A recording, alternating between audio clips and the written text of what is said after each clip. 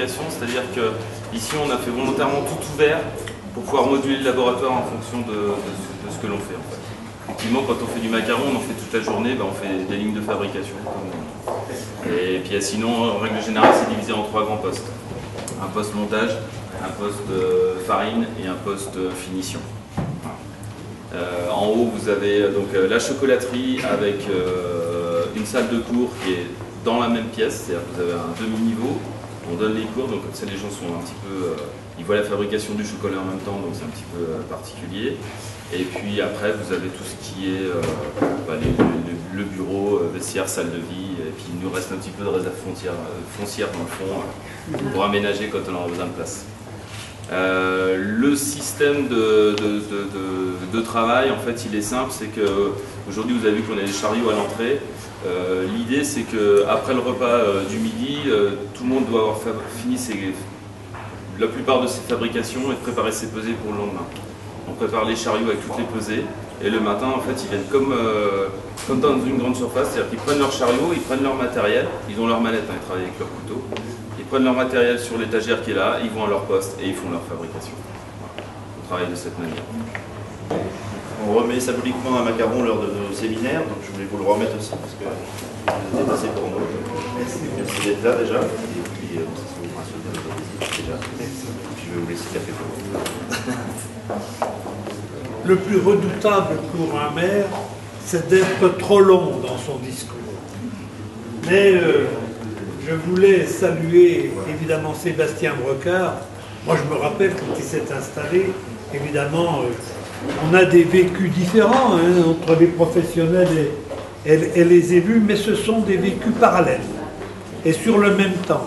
Et j'ai beaucoup apprécié évidemment cette recherche de qualité qu'il anime à Saint-Genis, pas seulement d'ailleurs dans son magasin, mais autour de lui.